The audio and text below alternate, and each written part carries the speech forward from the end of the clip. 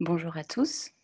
Dans cette vidéo, je vais vous parler de la nouvelle lune qui aura lieu mercredi 13 juin à 21h45 heure française dans le signe des Gémeaux à 22 degrés 44, disons 23 degrés.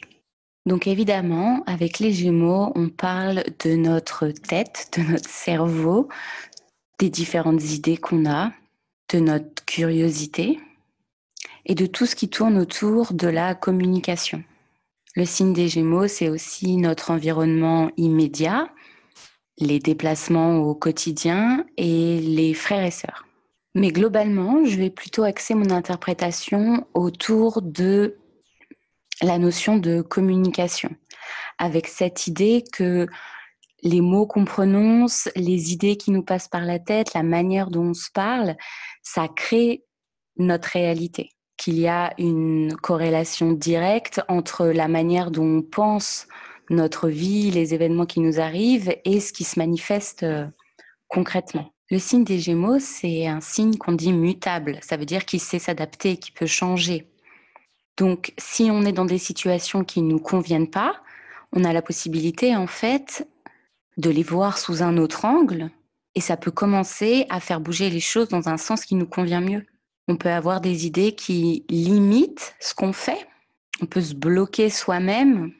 Et avec ce cycle lunaire, on va avoir la possibilité de repenser un peu tout ça et du coup de faire bouger les choses de manière plus positive. Mais avant de rentrer dans les aspects à proprement parler, je voudrais préciser que c'est une nouvelle lune qui est quand même relativement calme. Il n'y a pas d'aspect très difficile.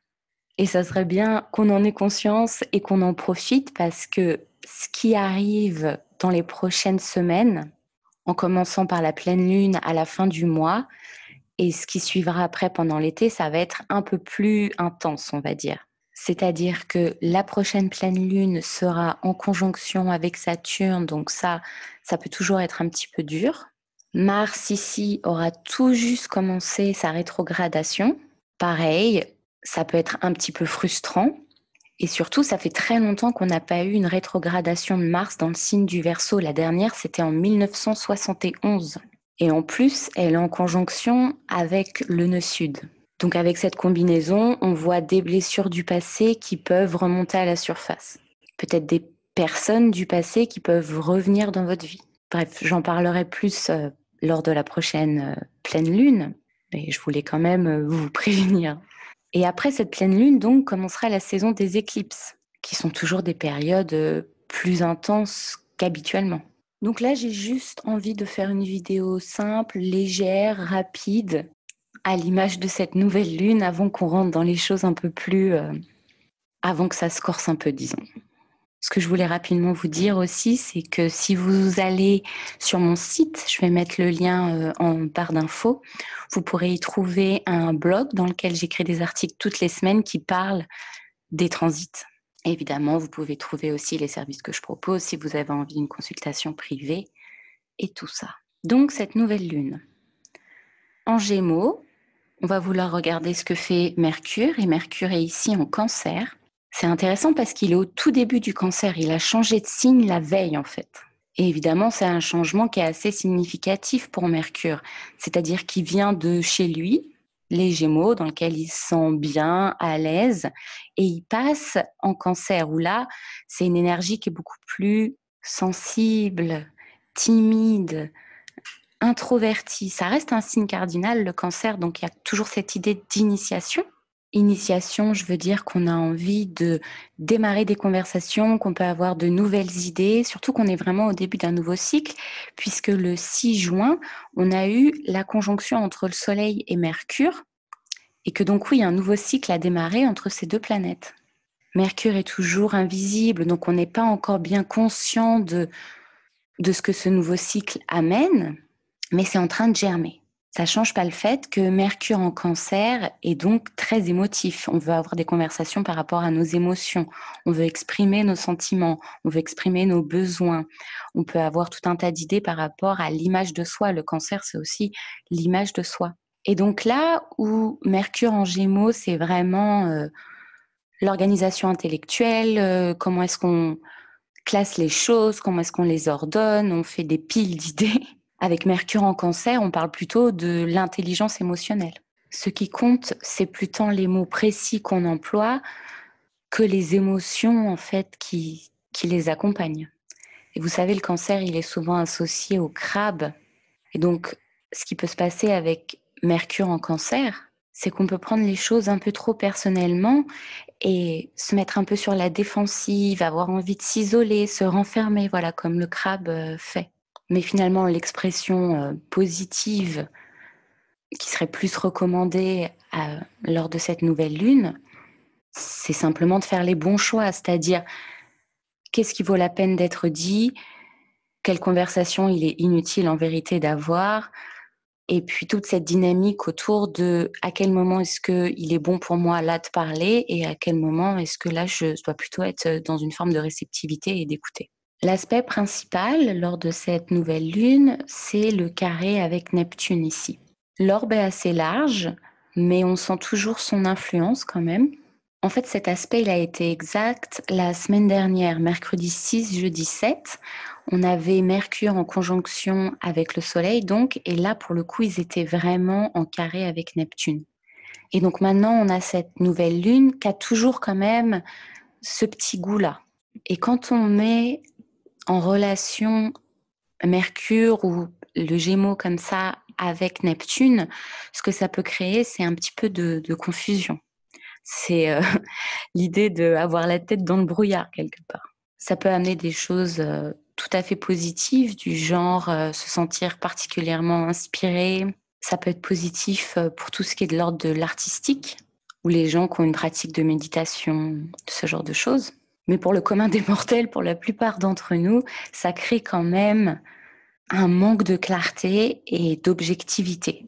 Ça a un petit effet Mercure rétrograde quelque part. On peut faire des erreurs que d'habitude on ne fait pas, oublier des choses. Et ça peut aller jusqu'à carrément expérimenter des désillusions ou être victime de mensonges. Avec le signe des Gémeaux, il y a toujours la notion d'honnêteté qui rentre en jeu, en fait avec l'axe Gémeaux-Sagittaire d'une manière générale. Et avec Neptune, surtout en Poisson, tout est un peu flou, donc voilà, vaut mieux rester un peu méfiant. Surtout qu'en plus, Neptune s'apprête lui aussi à commencer sa période de rétrogradation. Et donc, ça peut être un peu le moment où un idéal qu'on avait, un fantasme qu'on entretient depuis quelque temps est en train de culminer. Et au moment de la rétrogradation, on peut se dire « Oh, oh, en fait, pas du tout ». Bon. Mais comme je l'ai dit, cet aspect est en train de se séparer, donc l'énergie est plus si intense que ça. Elle a vraiment été à son pic la semaine dernière. Donc si on en revient à Mercure, maintenant, vous pouvez voir qu'il est en opposition avec Saturne ici et qu'on a un carré en T ici. Donc à nouveau, on est dans les signes cardinaux, ceux qui agissent, qui commencent quelque chose. Donc si on parle de la communication, c'est-à-dire qu'on a envie de dire plein de choses, mais avec ces aspects-là, avec ce carré en T, il faut quand même faire un petit peu attention à ce qu'on dit, pas être trop dur pour ne pas blesser les autres. Ou alors, on pourrait aussi se montrer trop autoritaire avec cette opposition avec Saturne. Et évidemment, la situation peut aussi être inversée où vous recevez peut-être des nouvelles un peu dures, où vous êtes en interaction avec quelqu'un qui se montre autoritaire, qui cherche un peu à vous contrôler. Saturne, surtout en Capricorne, dans son propre signe, il peut être, oui, dur, critique. On peut avoir tendance à juger les autres. La manière positive d'utiliser ce carré en T, ça serait de vraiment avoir conscience de ce qu'on dit et du pouvoir des mots, en fait. De prendre ses responsabilités par rapport à ça. C'est pas vraiment un moment pour se laisser aller et dire un peu tout et n'importe quoi. Mais c'est globalement une belle opportunité pour avoir des conversations qui permettent de guérir certaines blessures, justement. Et voir que des mots simples peuvent faire beaucoup de bien ou beaucoup de mal, évidemment, en fonction du côté duquel on se place. À savoir, soit on est plutôt tendre, attentif, on prend l'énergie du Cancer, qui est quand même l'énergie de la mer, Ou alors on va plutôt du côté de Saturne en étant dur et en étant critique et fermé. Ce que ça peut être aussi, cet aspect, c'est simplement des décisions importantes à prendre.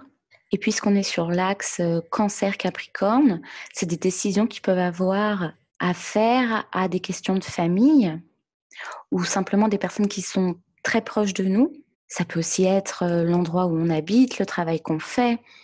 Et donc, tant qu'on est un peu sous l'influence du carré avec Neptune, on peut ne pas être bien sûr de la direction dans laquelle aller, mais au fur et à mesure que le cycle lunaire va avancer, ça va se clarifier un petit peu. Et donc, malgré ce que je suis en train de dire là, je vous ai quand même dit au départ qu'elle était plutôt calme, cette nouvelle lune. Et c'est vrai, parce que donc, malgré ce carré hanté qui sont des énergies, c'est vrai, un petit peu brutales parfois, on a quand même un sextile ici entre Mercure et Uranus en taureau. Alors, Uranus en taureau, comment ça va Uranus en taureau pour vous? On commence à s'habituer un petit peu, non? Est-ce que vous avez senti le changement? A priori, comme c'est en taureau, c'est une expérience physique, c'est quelque chose dans le corps.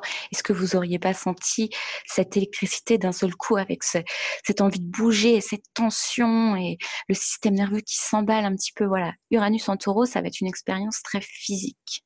Et à nouveau, on va pas mal reparler d'Uranus en taureau dans les prochains mois parce que il est en train de il est déjà quelque part en aspect avec les nœuds, en train de former un carré avec les nœuds de la Lune, ce qui est particulièrement important puisqu'on a le nœud sud en Verseau et le Verseau est donc lié à la planète Uranus. Donc on a tout un aller-retour là qui est en train de se faire et puis Mars rétrograde sur le nœud sud. Bon, c'est une histoire, on y viendra dans les prochaines vidéos, je pense. Enfin, je suis sûre même. Mais à l'heure actuelle, pour cette nouvelle lune, l'aspect entre Mercure et Uranus est plutôt positif. Ça veut dire qu'on a la possibilité, si on ne se laisse pas avoir par cette tension et cette fermeté-là, d'avoir des conversations qui sont véritablement stimulantes et agréables, où on peut exprimer nos idées aussi originales soient-elles. Et ça nous aide à avancer dans une nouvelle direction. C'est un peu un starting block. Mais bon, les sextiles, ce sont des énergies qui sont faciles, mais ce ne sont que des possibilités. Ça veut dire il faut le savoir pour s'en saisir. C'est une opportunité. On peut facilement passer à côté des sextiles. Donc c'est bien de garder ça en tête. Que même si on cherche à exprimer quelque chose, la manière dont on se sent ou quelque chose dont on aurait besoin et qu'on a l'impression de foncer dans un mur, en vérité, il y a quand même la possibilité de se faire entendre si on ne fait pas de compromis sur qui on est véritablement.